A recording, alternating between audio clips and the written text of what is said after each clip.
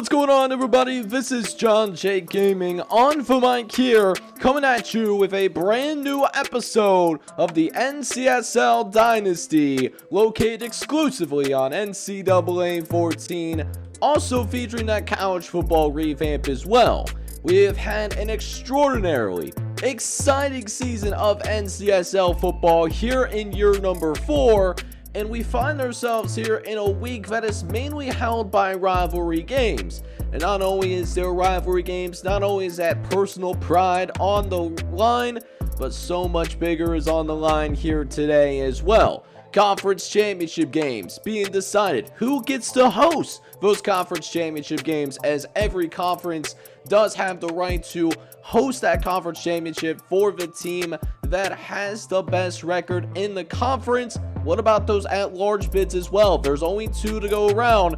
Who gets those 2 at-large bids? So, an exciting NCSL episode, one where we'll see a conference championship preview towards the end, so make sure you stick around for the whole thing. Hope you guys are excited. Make sure you hit that like button and subscribe button as well. And without further ado, let's go jump right into this thing. Alright, so with that being said, let's go ahead and get the final week of the NCSL regular season. Let's go ahead and get it officially underway here as we pick things up. Monday Night Football, actually. Yes, NCAA 14, the game has this playing on a Monday. We got Maryland taking on Navy. Now, Maryland is just simply trying to play spoiler. At this point of the season, they will not be able to go to a bowl game, but what they can do is possibly stop Navy from going to the Conference USA Championship game. So that is what's at stake, and it's a tight game early, a 14-7 ball game in favor of the midshipmen. Question is, can the midshipmen possibly pull away? Less than 2 minutes left to play here in the first half as Spencer Grant's going to drop back, looks over to the right-hand side, and delivers a good ball over to 89. Spencer Grant gets yet another passing touchdown. So Navy's going to pull away a little bit. 21-10 is going to be your score. However, Maryland does make it a little bit more on that interesting side down the stretch. That touchdown will cut it to just 5. And they will also have the audacity to go for it here on the 2-point conversion, which that does not get to be as successful. So, 5-point game. Maryland does have a chance at the ball one more time. If they can score a touchdown, this will be a dub, but throwing it up into triple coverage instead. Maryland is just going to fall just short. They were close, but close only counts in horseshoes, hand grenades, and nuclear missiles. Looks like Navy will be going to the Conference USA Championship. Meanwhile, we continue our midweek action as a few days later we had Baylor going on the road to take on the Texas Longhorns. Texas is a shoo-in to go to the Big 12 Championship at this point to play for that Big 12 Championship bid in the next episode. So this means a little bit more for Baylor. Baylor, this is a must-win game if they want to be a bowl-eligible squad. If they don't win here today on the road in Austin, then it's going to be barbecue chicken for the Baylor Bears here in year number 4. And it looks like it is indeed probably going to be barbecue chicken because, you know, we're just barely out of the first quarter. We already see Texas have a free possession lead, just a once-in-a-lifetime dominating performance as Derek Hawthorne finds the end zone again. Not really much to write about here, so Texas will play either TCU or Oklahoma. The question is, will they host or not? That's the million-dollar question. While we wait for that million-dollar question to be answered, we of course have one of the more notable rivalry games in college football coming right up. We got Ole Miss taking on Mississippi State. Now, last year, this game had even more implications as these two teams were fighting for a trip to the Sun Belt Championship. We don't quite get that this year. Mississippi State did take a little bit of a step back. Ole Miss, on the other hand, they have already clinched a Sunbirth title visit. It's just a matter of, do they have any shot of actually going to host the Sun Belt Championship? That's really what's at stake. Ole Miss does not guarantee that, even if they win, but if they lose, Yeah, well, if they lose, then they will certainly have to go on the road, whoever comes out on top of that, whether it be Arkansas or LSU, that actually does go about making that happen. But we got a close game here early on, 7-7 here, but Ole Miss is putting together a little bit of a drive as Justin Florida does find the end zone. Then that allows Ole Miss to take a 7-point lead. It's going to be up 14-7 as now we get into about 3 minutes left in the ball game. We'll see if Florida can get a hat trick here in the first half, or will be their quarterback doing that work. And Florida's going to get a nice open run, and he picks up a gain of 14 on the ground. He's closing in on over 100 yards in the first half. We'll see if they continue to work him. And turns out, yeah, they're going to continue to use him in this rushing attack. But this wide receiver is going to be finishing the job. Lewis Kelly finds the end zone, and that is a touchdown for the Rebels. And Ole Miss extends their lead. However, Ole Miss does get another chance at the ball after a surprising touchdown for the Bulldogs. 20 seconds left here in the first half as this wide receiver, Lewis Kelly, certified bad man, gets the Rebels inside the red zone.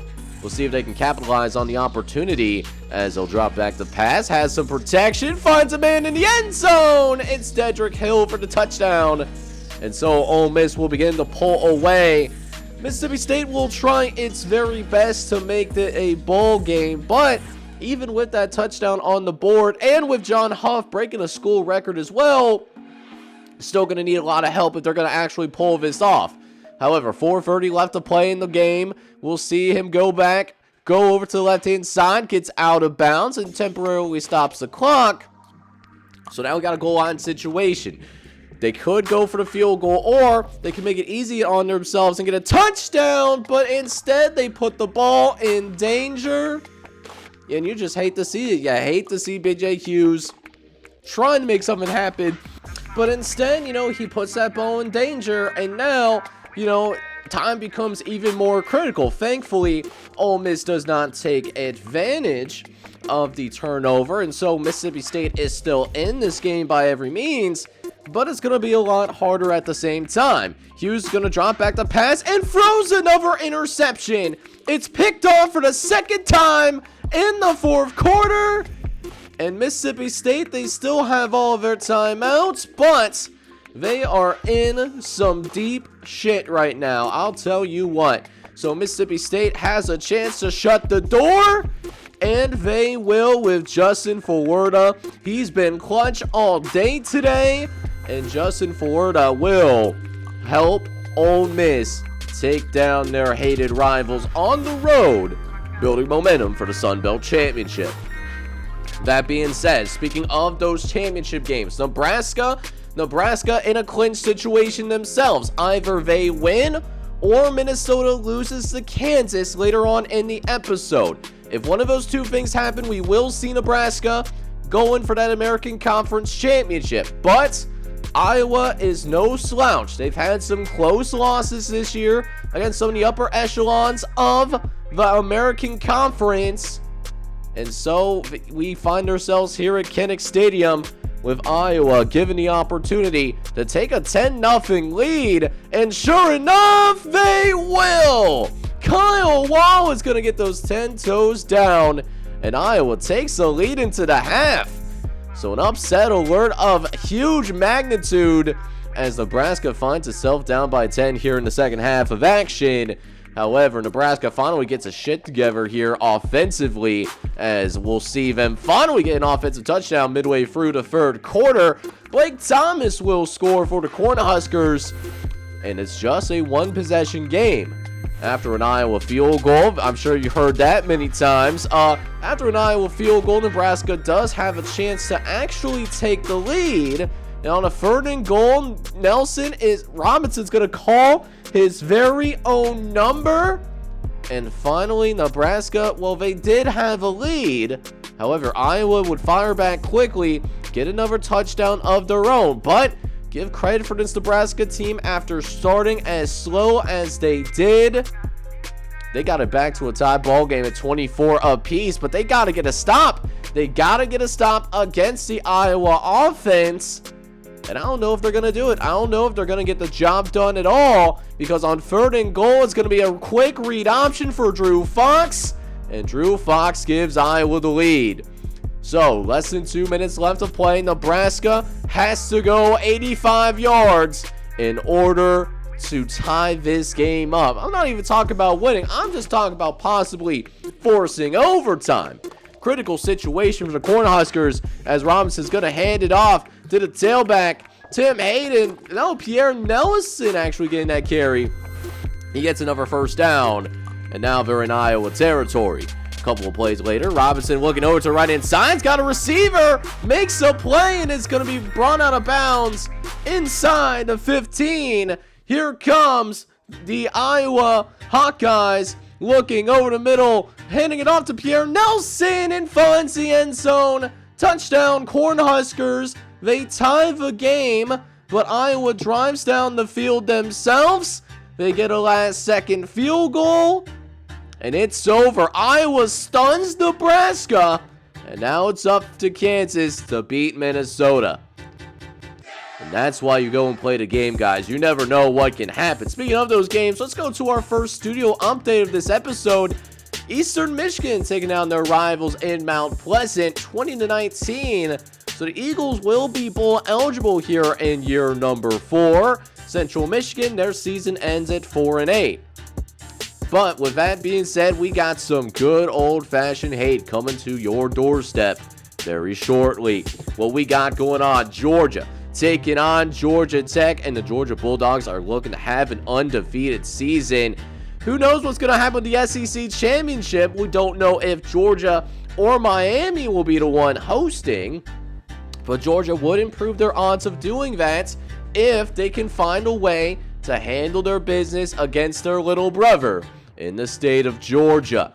And right now, Georgia is doing exactly that. They have a 21-0 lead going into the half. But in the second half, first drive for the Yellow Jackets, they'll finally get that goose egg off of the scoreboard as Chris Carter finds the end zone. However, later on in the third quarter, though, Frederick Mueller is going to drop back, looks over to right inside, and finds Antonio Paris. Touchdown, Georgia! And the Georgia Bulldogs extend their lead to 3 possessions. Another 3 possession lead for the Georgia Bulldogs.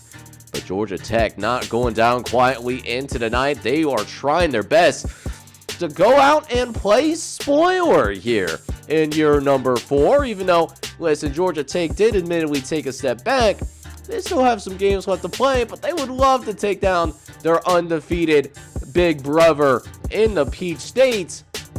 However, it looks like they are going to fall short of doing that. Georgia finishes undefeated. They await Miami for the SEC Championship.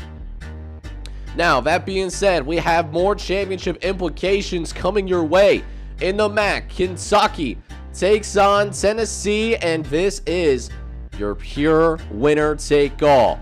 First of all, whoever wins this game is going to be bowl eligible. Their season is going to be over if you lose. Also, shout out to Tim Landrum real quick. Tim Landrum is going to have the passing yards record in the season, breaks Peyton Manning's 1997 mark. And oh, did I mention a MAC championship bid is on the line? Winner of this game will be going to the MAC championship, and they will take on the winner of West Virginia and Northern Illinois. So we have both those things going on, all in the backdrop. And we also have another school record. Jason Page, most catches in a career. He's closing in on being the first Tennessee receiver in school history with 200 catches in a college career. It has been ecstatic what Tennessee has been able to accomplish. It's because of his offense that Tennessee still has a chance to be bowl eligible. It's been a disappointing year for the Volunteers, but it's not because of the offense, that's for sure.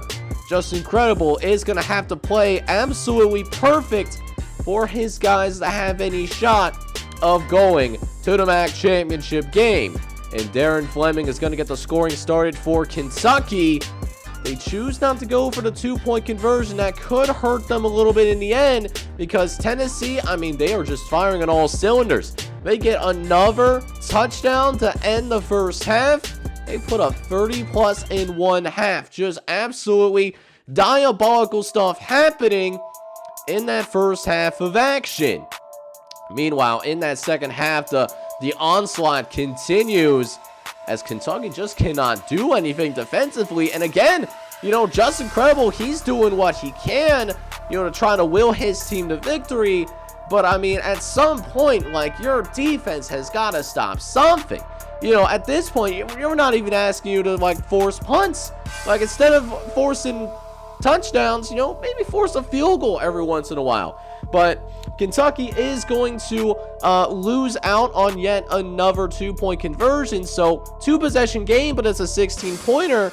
Very imperative that they don't allow Tennessee to score here. But it looks like it's going to be a mountaintop to climb just to avoid that. Goal line situation for the Volunteers as Landrum is going to hand it off quickly to David Jensen, who finds the end zone once more. That is a touchdown for the Volunteers as Tennessee already put up the 50-burger. They already accomplished that. They're on the verge of a 60-burger, and the 60-burger could be happening sooner than you realize.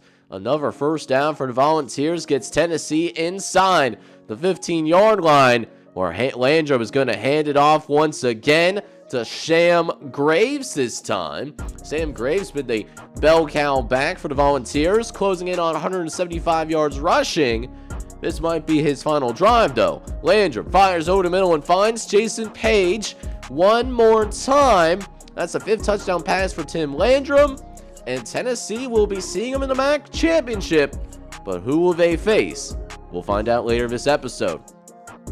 With that being said, we got some more studio updates, and Hawaii is going to drastically improve their stock to get an at-large bid. Hawaii not going to be able to make that Pac-12 championship, but at a 10-2 record, we might be seeing Hawaii in the playoff for the very first time. But that being said, we got multiple games happening at the exact same time.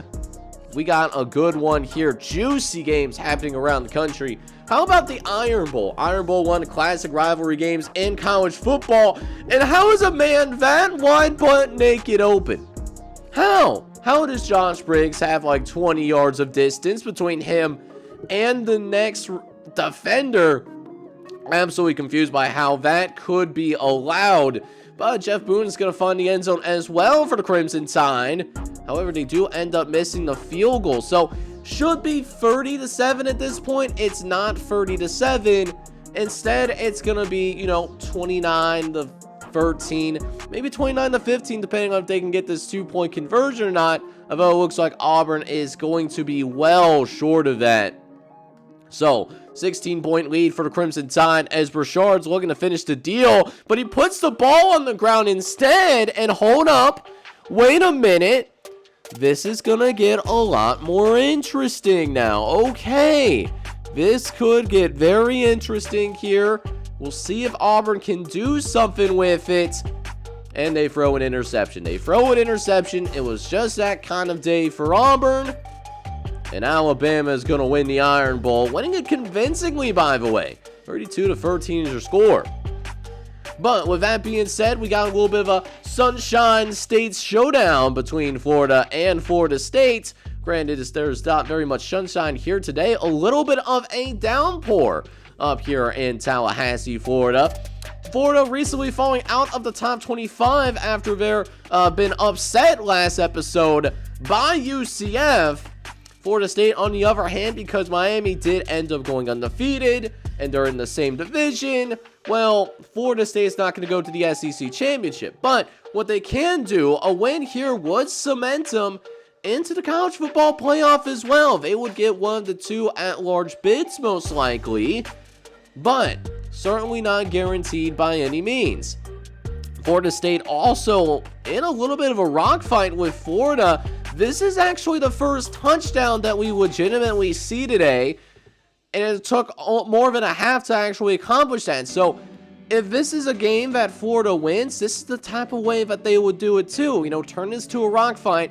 As good as Florida State has been, they have been a little inconsistent offensively, and this has shown itself in a very negative way because with less than 6 minutes left in the game, Florida has a chance to take the lead, and they will with their tailback. Tailback is going to punch it in. Octavian Cador is going to help take down number 6 Florida State. This creates a major rent in that at-large spot race for the playoff. However, for Washington, it's a different story. They have clinched their way into the Pac-12 title game. We will see Washington take on USC in the next episode. So for Washington, first of all, you got to win the Apple Cup, man. You got to beat your little brothers in the state of Washington. That has been well established. But it's also good if you can build some momentum, because USC is not playing around this year. They are one of the few undefeated teams left in college football this season.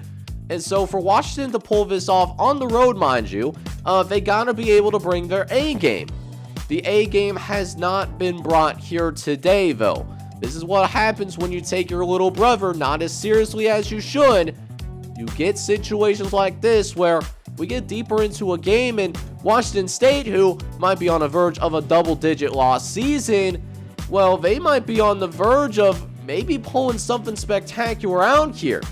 If they can score on this possession especially, it would really create a lot of confidence for the Washington State Cougars. And sure enough, that's going to make it a lot closer. And wait, Mark Davis breaks that tackle. He scores. Washington State is going to tie it up against the number 17 team in the land. Hold up now. Wait a minute. Washington is going to be in for more of a game than maybe what they anticipated originally. And this is what happens when you kind of look ahead a team in college football. You get stuff like this where teams that really honestly have zero business being on the same field as you, well, they're going to be tied with you late in the first half. That's what you get when you don't take them seriously. Almost went with the Paramore quote, but it wouldn't make as much sense. But that makes a lot of sense. A connection to Sean Peterson. Find in the back of the end zone. Touchdown, Washington. The Huskies will start the pull away from that point on. And less than 4.5 minutes left to play. Trying to put that nail in the coffin. And that's why it was a little bit closer in the first place. Scott Johnson was just simply, he was not very sharp in this game. 3 interceptions thrown in this one won't matter because Washington State could not do anything offensively in the second half. And so we do eventually, and I mean eventually, see that final nail in the coffin, so to speak. But it took a little bit longer than anticipated. Washington does, however, win by 20. We'll see them play USC in the next episode. But we have one more spot in the Sun Belt Championship game, and it's going to be decided between these two teams. Arkansas going on the road to Death Valley in order to take on the LSU Tigers. As we take a look at the Bayou Divisional standings, two teams at the very top. This is a play-in game for the Sun Belt, therefore. And on the first drive, Arkansas prove that they came to play and they are deserving of their record. One of the best seasons that Arkansas has ever had, and they want to keep it going. 7-0 lead for the Razorbacks. As we now jump into the second quarter of action, we got a pitch play out to the right-hand side. Johnny James down the sideline. Got some space to move. Will anyone catch him? No.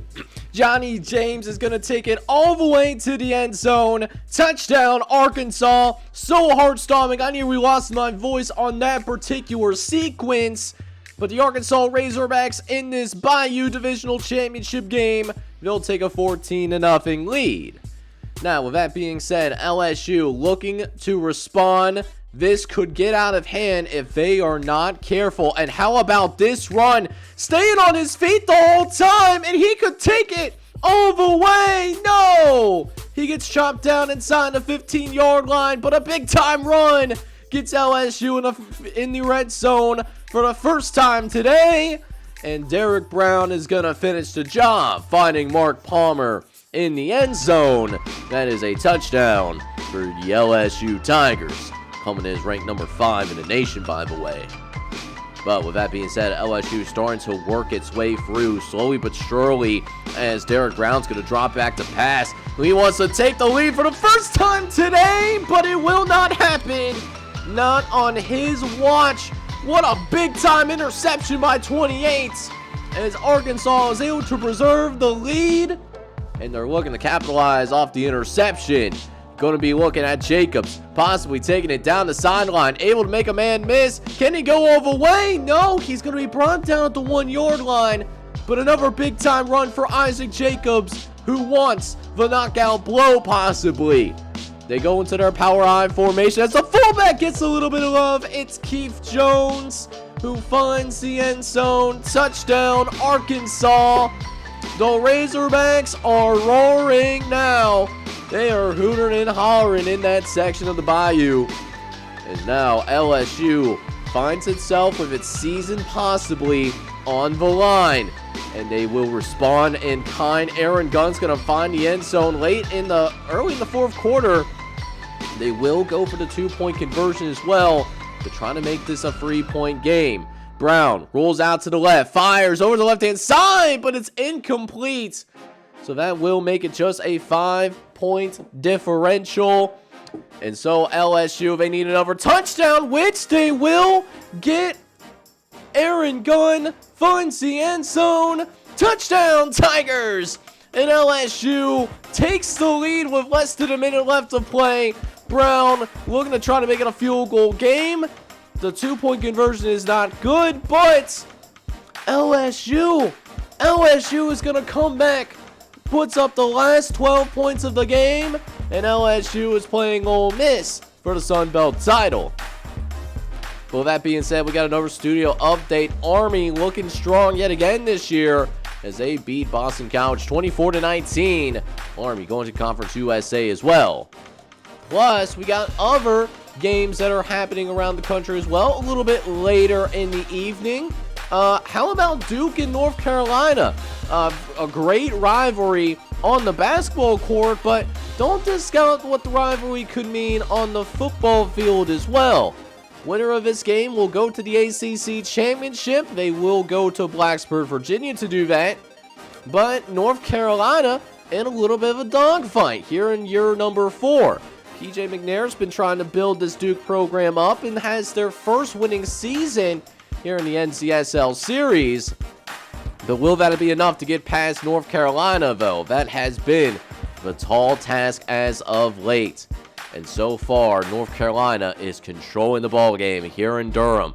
Second and short coming up as Bates is going to go ahead and keep it himself. Nobody around as Marquis Smith finds the end zone. Touchdown, North Carolina. And the Tar Heels will make it a 14-3 lead early. But here we are later in the second quarter. Duke does not have their starting quarterback. Sid Silva is unavailable. So this is the backup trying to make things shake as Ryan Bates gets a good run there. Just trying to get that backup quarterback a little bit more comfortable as Bates is going to face some pressure yet again and is going to be brought down in the backfield. Bates taking a huge sack from James West, making his third and goal significantly more difficult. But Bates has time and delivers a good ball over the middle of the field, finds Ryan Jackson, and that will be a score for the Duke Blue Devils. So Duke gets right back into the game because of that, and because they were able to force a punt on the very next possession. They actually have the opportunity to go out and take the lead before we go into halftime. Bates hands it up the middle, and it's a clear path for the tailback, Vince Justice. And Vince Justice nearly finds the end zone there. We'll see if they give it to him one more time. They don't, but it will end in the same result regardless. Andrew Austin finding the end zone. Touchdown, Blue Devils. So Duke takes the lead with less than 90 seconds left here in the first half. And because they do end up taking the lead with 90 seconds left in the first half, we will end up seeing North Carolina possibly have a chance to add points onto the scoreboard before we go into that halftime locker room break. And Marquis Smith is putting together a good drive. This is also their backup quarterback, so it's turned into a battle of backups very quickly. And yet we find ourselves with, well, we are very surprised to see, well, North Carolina seeing the offense ran so well under Marquis Smith. It will eventually end in a Justin Mitchell touchdown. North Carolina is going to have a 4-point lead. That being said, though, Duke is going to continue to keep fighting. This is the identity of what we got in the PJ McNair coaching staff.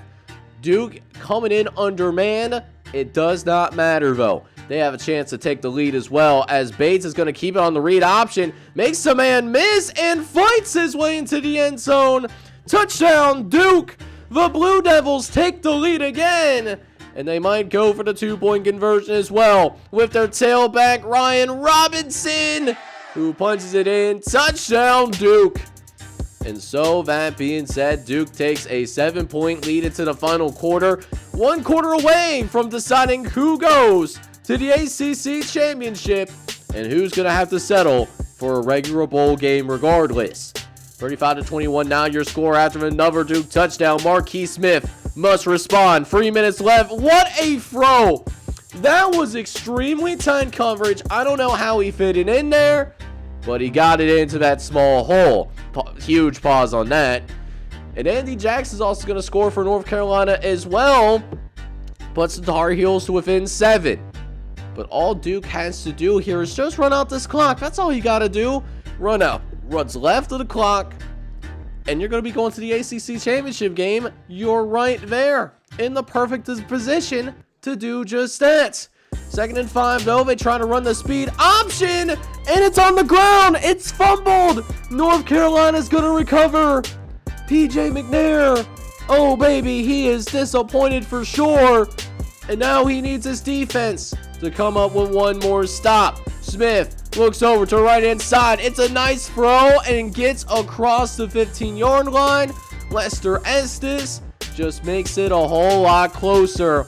You could feel the anxiety here in the Duke Blue Devil Stadium right now as Marquis Smith is going to carry it out himself. Nice little scramble to get inside the 5-yard line. And now it sets up a 1st and goal. Smith is going to hand it off to the tailback, Andy Jackson again. And North Carolina scores once more.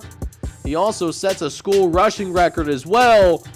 So all knotted up at 35 apiece. And a chance for Duke to win the game. Can Ryan Bates redeem himself? He might not have to here. Hang on now. This could go to distance. No, Vince Justice gets put out of bounds instead. But great field position by Duke.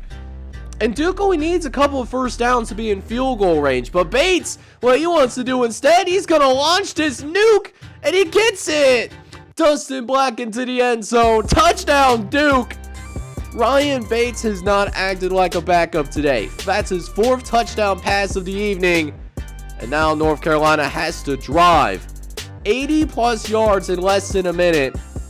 Otherwise, Duke is going to be your representative to the ACC championship against Virginia Tech. Smith looking to face the pressure. Ball is on the ground. They call it a fumble. It will be reviewed and the call will stand. So PJ McNair will experience the ACC championship for the very first time. But now we go out to the Palomino State as Clemson, ranked Clemson might I add, is taking on South Carolina. Now South Carolina's had some down years, but South Carolina as of late has been more competitive. They have gotten better as the season has progressed here in year number 4. And that's shown here early. South Carolina gives Clemson a bloody nose here in this first half. Clemson is down by 11. They do have a chance to cut it to within a field goal, though. And they will with Courtney Thompson. He's going to be able to find the end zone there. That allows Clemson to cut it to within just 4 points. However, very next possession for South Carolina, though, get a big-time throw over the middle. That was a rocket. He's able to get the Gamecocks across midfield. We'll see if they can build off of that play, though, as we'll see a nice little pitch out to the left-hand side. Got a nice amount of space. They call that a pass for Thomas Robinson. So because they did end up calling it a pass, Thomas Robinson is over 200 yards of passing here in this first half. He has been a bright spot for his Gamecocks team that will not get to experience any more football after this episode tonight, at least within year number 4. But at least they're making the most of it, though. Curtis Armstrong, wide butt naked open. And Thomas Robinson puts it right where it needed to be. Second passing touchdown for him.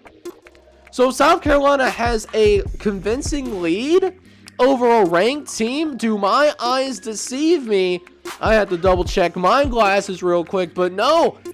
Your eyes are watching correctly. South Carolina has a lead, and they're about to make this lead even bigger. Robert Walters finds the end zone for South Carolina. It's another touchdown for the Gamecocks. And so 28-10 was your score. And surprisingly enough, the Gamecocks pulled away and beat a ranked opponent in the end of the season. Good for Clemson. Speaking of those ranked opponents, we almost saw another bullet dodge, per se, as Ohio State. They had a surprisingly close one against Stanford, but Ohio State will be a 10-win team going in their matchup against Michigan next episode. How about Ohio, though? The Ohio Bobcats have been a darling this season. They've recently entered the top 25. I'm going to stick around just a little bit longer. They handle business against the Golden Flashes, so Ohio could find themselves in the top 20. You love to see that. And then in terms of other studio updates, TCU and Oklahoma, they went up against each other, and we do end up seeing TCU win, 28-25 being that final score. So TCU will be the ones that actually will be playing Texas in that Big 12 championship game when that next episode does end up rolling around.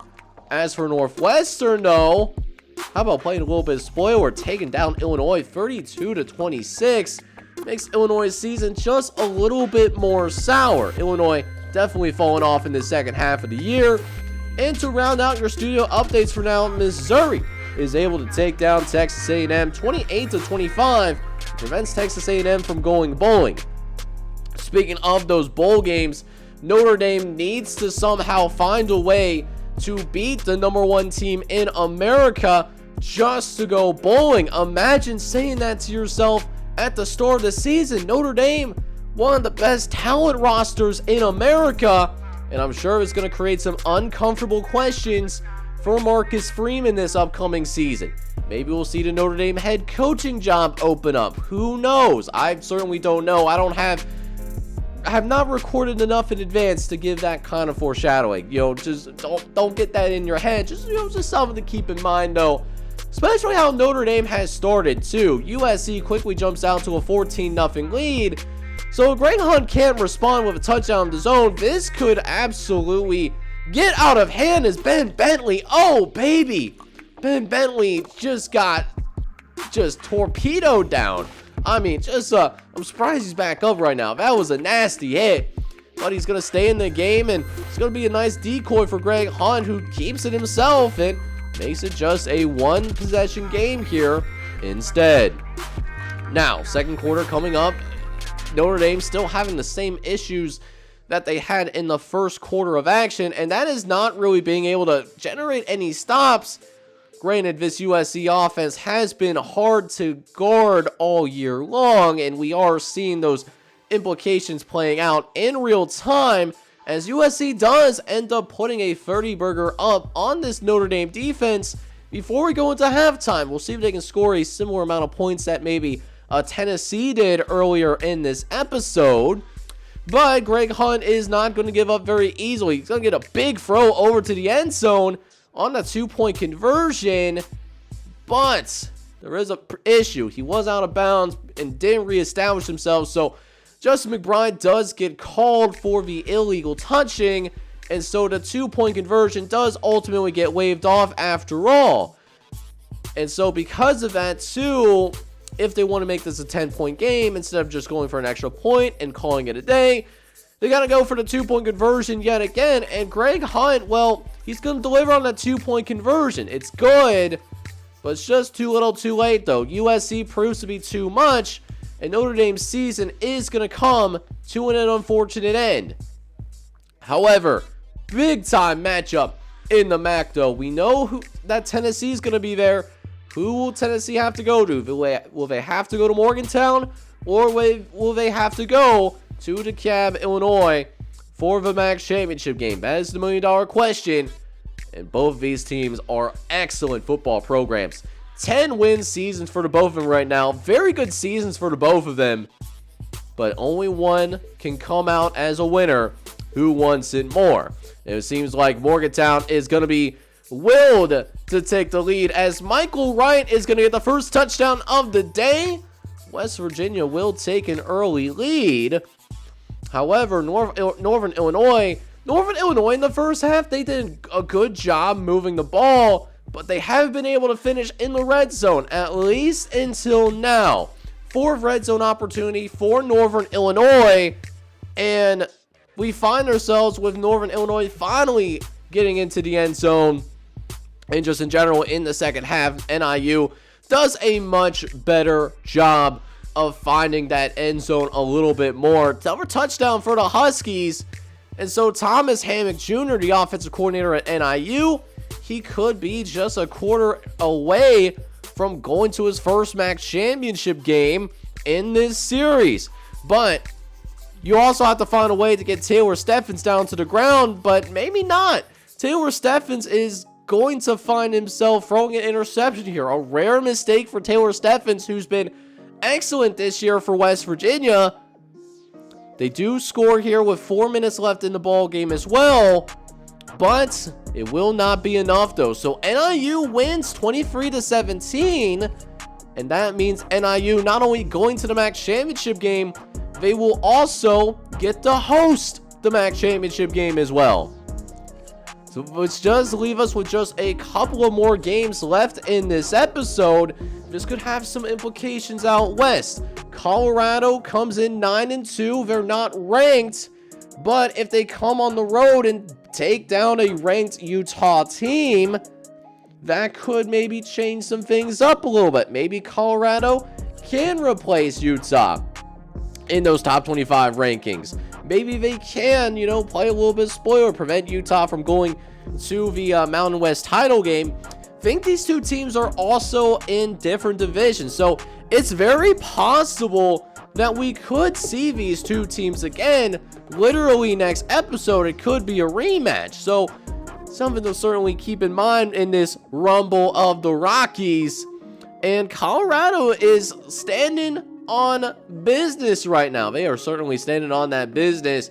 Slow start for the Colorado offense. They had those fair share of red zone opportunities, but couldn't capitalize in the red zone.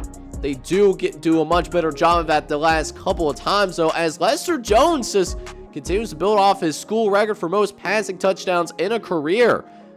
So you got that going for Colorado. They're up by 14.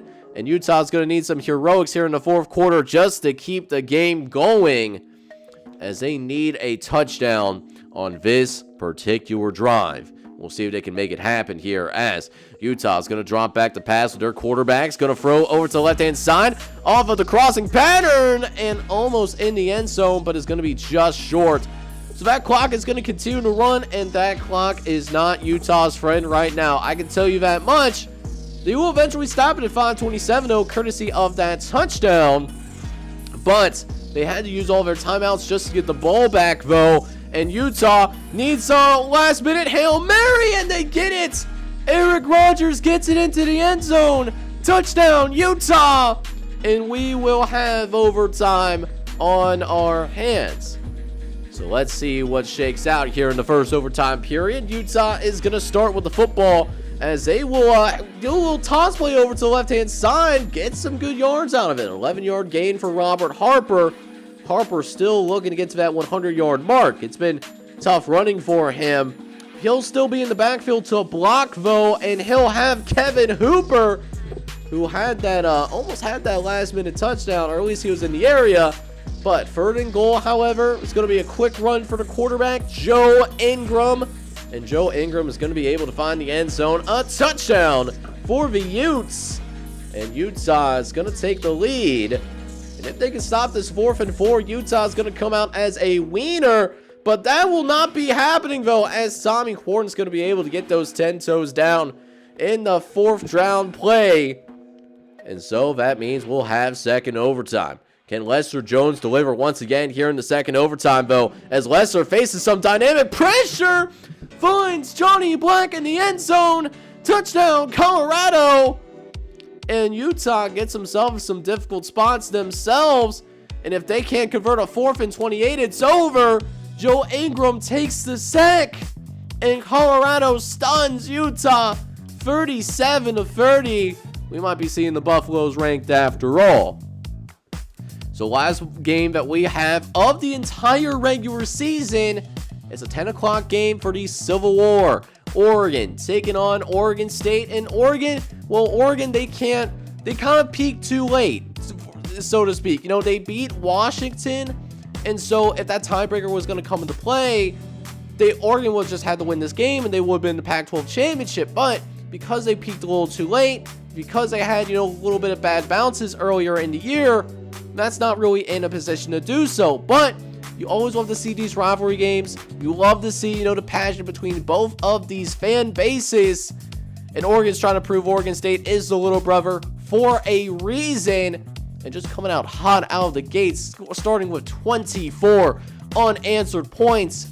They were not messing around. They were certainly not finding out here in this first half. Although, second half, on the other hand, does get a little bit more on the dicier side.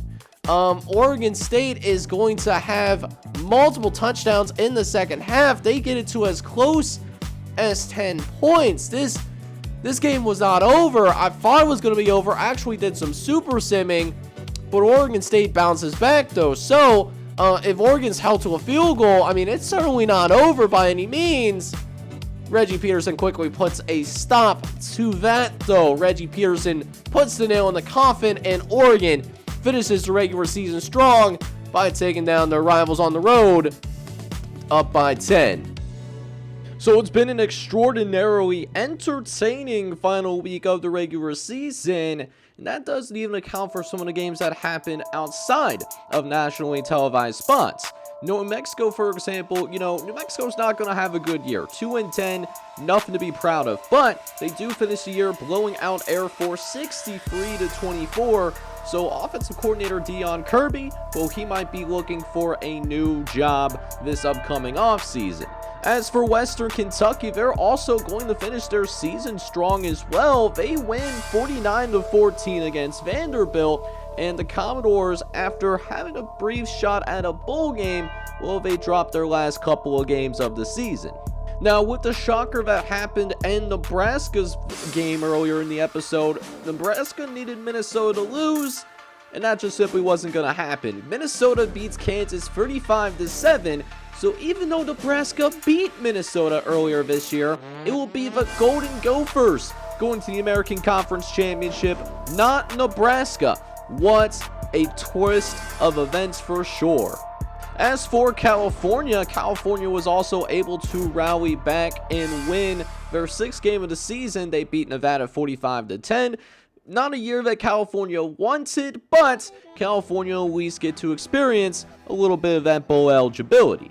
Meanwhile, Rice is also going to have another spectacular season. Even though they won't make the Big 12 championship yet again, Rice is going to beat Houston 49-17. Houston also going to have a solid season within the Big 12. As for Miami is going to blow out Indiana 42-3. While this doesn't get Miami to a bowl game, they will carry some momentum into the offseason. Indiana, again, not going to bowl, even though they did perform better than what they did last season. Speaking of teams looking to make some noise, how about Charlotte making a statement at the end of the season as well? Charlotte beats Old Dominion 45-14. Old Dominion will finish the year at a measly 1-11. A tough pill to swallow.